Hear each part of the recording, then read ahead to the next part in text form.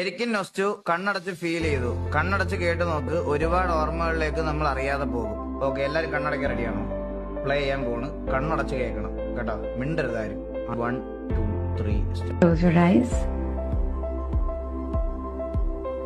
Take a deep breath. കൗസല്യാ സുപ്രജാ രാമപൂർവാ സന്ധ്യാ പ്രവർത്തത്തെ. ആകാശവാണി വാർത്തകൾ വായിക്കുന്നത് ഗോപൻ.